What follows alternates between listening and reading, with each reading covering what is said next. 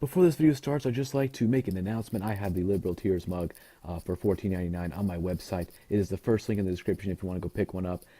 Don't worry if it breaks when it comes to your house. I'll send you another one for free out of my pocket. I don't care. I want you to get your Liberal Tear mug. It comes in Liberal Tears white with the face, black with the face, white without the face, and black without the face. So pick whichever one you want, and it'll come to your door in about 3 to 5 days. So that should be epic. First link in the description. Thank you. Let's go on with the video. So I'm 5 generations. Social Security? Okay. So I'm 5 generations into the mass immigration that took place in this country. I mean, if you look at the curve, Sally, if you look at the curve of how many immigrants came into the country, most of Americans, there's a big bump that happens at the beginning of the 20th century. There's a huge amount of immigration in the 1920s that is massively curved. That curve lasts all the way until 1965. In 65, there's a brand new bill, and that bill says that we're not going to choose basically which countries people come from anymore. And it does matter where people come from in terms of the cultures they're going to tend to hold. Whoa, but I thought you said, wait, did everybody hear that? It's not about the particular immigrants, or it's just about the economic policy of them taking benefit. You just said you like certain immigrants more than other immigrants because of the culture they bring to this country. Okay, so right. So let me explain. Right. So here's the deal. In the presence of a welfare state, which exists in 65, you have to pick and choose which immigrants you bring in. You do. I mean, otherwise everybody just comes in. I agree. Okay, if you agree, then what is your standard for bringing in immigrants? Clearly, it's not taking federal benefits or state benefits. Clearly, it's not driving with our culture. You don't want any restrictions on immigrants. Should we get 6 billion people coming over here? Where do you draw the line? Okay, well, I do want restrictions on immigrants. I want to, but I want to have a line and a process and a system. Can you explain? Explain what? You just I'll tell you where I'll draw the line. Explain why you're drawing the line around culture, please. Because culture makes a difference to a country. So tell me, who are the American enough cultures to come in? Anybody, any individual.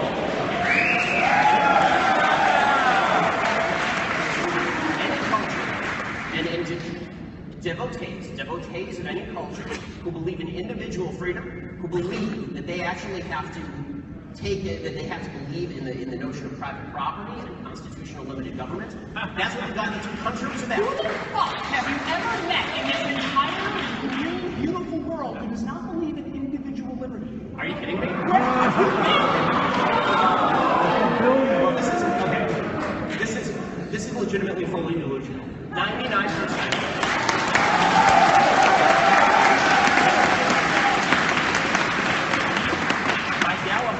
By Gallup polls, 99%. I can't say polls. Go ahead. By Gallup polls, 99% of the population of Afghanistan believes in the implementation of Sharia law. That's not an individual freedom. Don't do that. But what if that checked you on that and said you are missing? Oh no, but guys, this is I know we have a fact-free election. I understand. But you can't repeat lies enough and hope they become facts. You're misrepresenting Sharia law, and you are using Sharia law to suggest that everyone who believes in Sharia law believes in extremism. Gallup, the same organization, Guys, don't get out in the world. Sally, Gallup said 7% of actual. Whatever. I recommend that if you believe that, you try to go to a Sharia law-believing Muslim and ask them to cater your lesbian wedding. I have. Robert Putnam, and what he said is the diversity of values actually results, typically, in more fragmented communities, more protest marches. The diversity is richness routine, only applies where you have a common goal in mind as far as what the rules of society, what freedom looks like. And diversity of values that encompasses actual values that are evil is not a worthwhile diversity. So not all diversity is worthwhile diversity. And everybody agrees with this, right? I mean, if you have a room of 3, that doesn't mean that you have to shut people up. You know, I think that the best answer to bad speech is more speech, not less speech. But there are certain values that are just evil. There are certain values that are just wrong. And the values of neo-Nazis are evil. These are evil values. And you can say them, but I'm going to call you out on it. And so the cultural relativism you see on campus, I find really disheartening, especially because the only reason that we even get to have these conversations on campus in the first place is, as you put it, because of the legacy of thoughts from dead white Western men. How many more of these do you want to take? We have quite a line. Well, I mean, we can go for another few. Hey Ben, George Jr. here. Okay. So just two quick questions. You stated that there's three things that you need to do so that you don't end up, or you can grow out of poverty in the United States, and that's Right, you won't be in permanent poverty. yeah, Right. and that is, if I can recall it correctly, get a job, finish high school, and Don't have babies out of wedlock. That's yeah. number three, yeah. And for that third one, just from a macro perspective, how do you account for the rising rates of divorce in the United States? Well, I mean, the rising rates of divorce in the United States are largely a result of the decreasing level of religiosity in the United States is one reason. So a lot of people get married religiously and then stay married religiously, and if you don't find a religious tie that binds, then people move on. Part of it is a divorce culture that had sprung up in the 1960s that suggested that children were just fine if the parents decided to separate. Part of it is the separation in general of sex from marriage. And it used to be that sex within marriage was the norm, now it's the exception. And so if you can do sex outside of marriage, then what exactly do you need marriage for if you're a guy? Right? And the reason I say that is because the sex drives of men and women are not the same. And anybody tells you that, anybody tells you differently is biologically ignorant. And so, you know, there are a number of reasons why divorce rates have increased, but it's had a devastating impact on mainly women. I mean, marriage is one of the best deals that women ever got. I mean, it's a fantastic deal for women. It really is. Because it turns out that men are capable of siring children with any multiplicity of women and then abandoning the woman with the children. Marriage locked men in. It was great for women. This is why women who are married mothers are significantly better off than women who are single mothers. It turns out it's really difficult to raise a kid alone. And God, I'm sorry ladies, but it turns out God gave you the wombs. So, you know, when it came time for men to leave, they would take off and you were still stuck with the baby.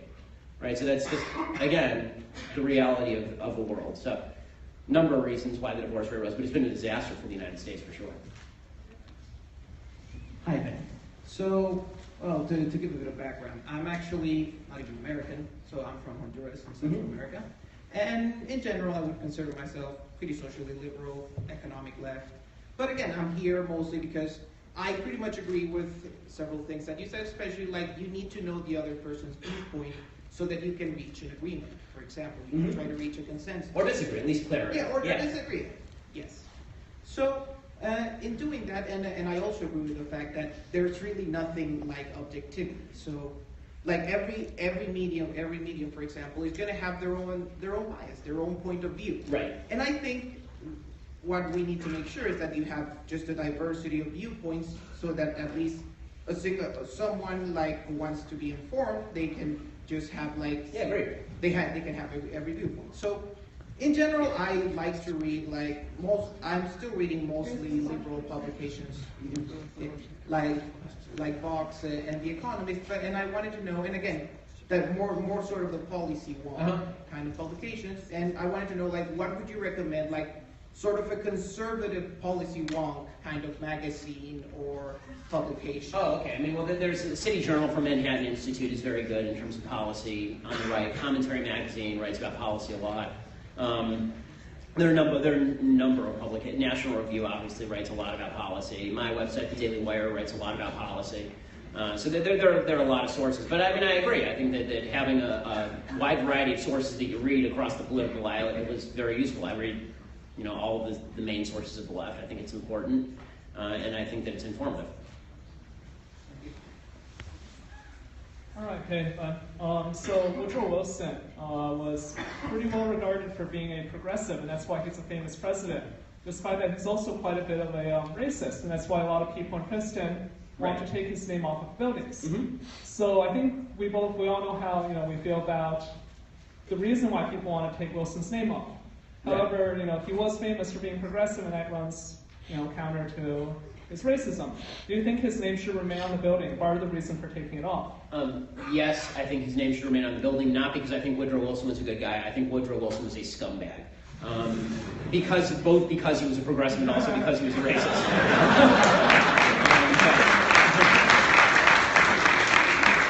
And by the way, those two are not mutually exclusive. Virtually all of the progressives of the time were also racist because they believed in Darwinian evolutionary racism. I mean, they believed in a social Darwinist view of race that was really quite gross. But the reason that I think his name should remain on the building is because I'm not in favor of obliterating history. This is how we learn who is good and who is bad, right? If I take my kid by the Woodrow Wilson building and my kid asks who is Woodrow Wilson, that's a good opportunity, as the left might put it, a teachable moment, right? It's an opportunity for me to say who was Woodrow Wilson. And one of the things that I think is silly is wiping out history because some of us find it off-putting. Turns out most of history is off-putting to most people. Right? That's why whenever people say, what era would you prefer to live in? The answer is probably for 99% of people right now. Right? Because the past was not a great place. So I'm not in favor of wiping out history to spare people's sensitivities. If you don't like Woodrow Wilson, good on you. I'm with you. Now let's talk about how much you suck together. Hello. In the long run, say 15 to 30 years, it appears that significant portions of our population will no longer have a livelihood-sustaining function in our economy because they're objectively worse at tasks than computers. Since you clearly believe in a smaller, limited government, do you believe that we should improve access to the pill, condoms, and non-abstinence-based health education to ensure that unwanted children do not result from vaginal sex? Specifically, that which is intended purely for the sake of pleasure, not reproduction? If so, what policies would you advocate for, or is my whole premise wrong? This is very specific. Okay, so yeah, no, I appreciate it. Thank you for composing your thoughts. So my view of sex education is that that's something that ought to be done by the parents, not government. That's my view of it. And abstinence education doesn't work, and neither does non-abstinence education. Like, they are both virtually useless. If you look at the statistics, the reality is that the pregnancy rates and the STD rates, whether you're in an abstinence-only situation or a non-abstinence-only situation in the educational level, across the country, when you average it all out, it's almost the same. It's pretty much the same. My feeling is, obviously I'm not pro-abortion for the sake of the economy, because I don't think that you get to murder all the old people just because they're an economic draw either. Murder is not justified by economic necessity. I'm not that much of a John Stuart Mill utilitarian. But beyond that, the idea of, the answer to your question would be, if you take away government subsidies for people not being productive in the economy, they will be forced to be productive in the economy. I mean, this is why I think capitalism is a moral system and socialism is deeply immoral. Socialism is the proposition that I'm breathing and you owe me crap. And capitalism is the proposition that unless I give you something voluntarily and you take it from me voluntarily, I won't eat tonight. Right? That's the proposition of capitalism. So, I don't think that we're at risk of starvation because of overpopulation. I think we're at risk of stupid kids, and the answer is better local education, better parenting, and better behavior. I guess my only concern with that is based off of, I obviously we've agreed that people who have two parents have better outcomes, right, and are less likely to engage in the situation because they might have that principled background that you and I are both fortunate to have and other people might not have. So the thing that concerns me about the answer that you should leave it up to the parents is the premise already is that there isn't that parent figure there with that, or if they don't have that education because they don't get it. Right, so I can't, and the government is not capable of being anybody's parent. They're just not capable of it. We've tried it for 40 years, and that's why you've seen the rate of single motherhood in the white community skyrocket from 5% to 40%, and the rate of single motherhood in the black community skyrocket from 20 to 70 since 1960. That's what happens when you tell the government they get to be daddy. Right? The government is not capable of being daddy. Your school teachers are not capable of teaching your kids about morality. You need to be a better parent. And presenting people with the falsehood that there's going to be someone who comes in and fills that gap is just not true. And by the way, taxing me more to pay for a teacher to pay for that, here's my view. If you want me to pay for your kid, I'll adopt your kid. Okay? If you want me to pay for your kid, then I get to bring up the kid the way that I want. Right? You don't get to have your cake and eat it too. You don't get to take my money and then bring up your kid badly. You don't get both. So that's my general view. Maybe we should give you tax credits to raise my children. Okay, we're gonna go with 2 more questions, so I'm sorry for you guys who have been staying there for a while, but all right. Okay, hi Ben. First thing I would like to say is that I completely agree with you for the most part for all of you said over there. The thing is, you've been throwing out the word in your speech a lot, is that the left. Yes. So I just want to ask, what's your definition of a leftist? Like, who's a leftist? Okay, so a person who is a leftist, I sort of boiled it down in the most simplistic possible form. A leftist is someone who believes that equality of outcome matters more than equality of opportunity. Right? That's what a leftist is. Somebody who sees two people who are not similarly situated and immediately suggest that any imbalance between them must be due to some structural force that has to be changed through the force of government. That's as simple as I can make it. And by the way, there is a difference between liberal and leftist, right? The reason I use left and not liberal, you'll notice, I never use the word liberal. The reason is because I don't think that the old style liberal, I think they're on the wane. I think the old style liberals were people who believed in more government intervention in the economy than I do, but still believed in basic principles of free speech. And I think that the modern left has decided to discard all of that in favor of this equality of outcome brought about by tremendous use of government force. Hi, Ben. Thanks for being here. I'm a senior here at the U of R, and I'm a Republican, a conservative, but there are a lot of things that you say that definitely some people think come across as abrasive. And there are things that I wouldn't say. Yeah, talk to my wife, yeah. Sure. But there are a lot of things that you say that I wouldn't say, even though we share a lot of viewpoints. Yeah. And for me, actually, a part of that has to do with the fact that I do care about the feelings of people around me. And there are some things that even if I take them as sort of factual, I don't necessarily see them as beneficial to other people down. Okay. So that's fair. Yeah. So I'm not sure if you got Speaker Ryan's speech to the congressional interns last week about civility in public discourse. I hated it, as you might imagine. I love it. So my question is, that speech was centered around, getting things done and kind of both the right and the left, or Republicans and Democrats, speaking at a level where they can find common ground. Right.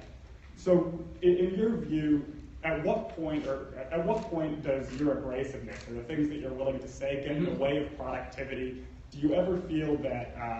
Because in my view, rhetoric matters. Right. So, I agree.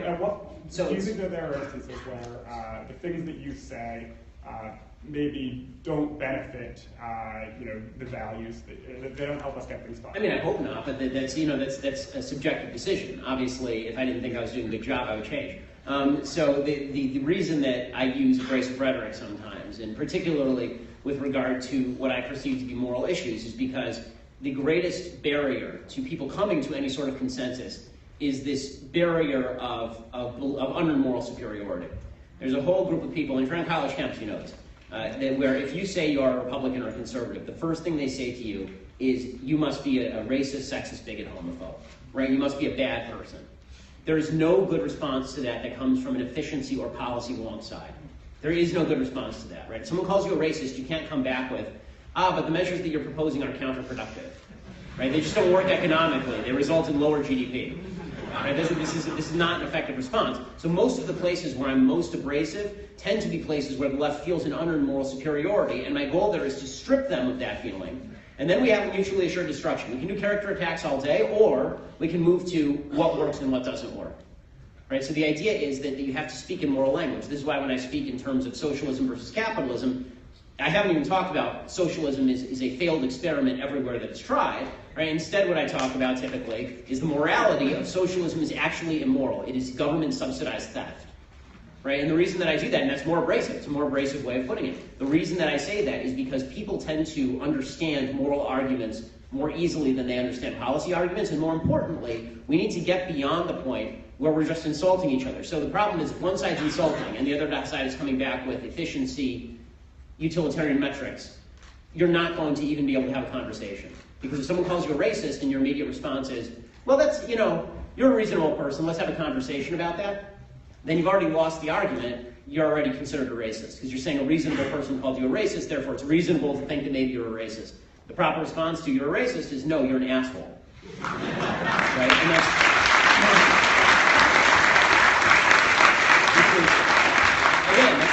that's abrasive, but so is being called a racist. So my general rule of politics is as President Obama's administration likes to say, to punch back twice as hard. I'll meet you on the level on which you want to have the conversation. If you don't engage in a respectful conversation about terminology and how we reach the best solutions, that's one thing. If you just want to throw out conversation enders, right, like white privilege, which is a conversation ender, if you just want to throw that out, then I'm not going to engage in a policy debate with you, because I know that at the end of that policy debate, you're just going to say that I'm ensconced in my white privilege anyway and therefore a racist. Which is, so it's useless. I'm not going to engage in circular arguments. So abrasiveness, in other words, is a tool. It's not It's a means, it's not an end. Okay, great, thank you so much, I appreciate it.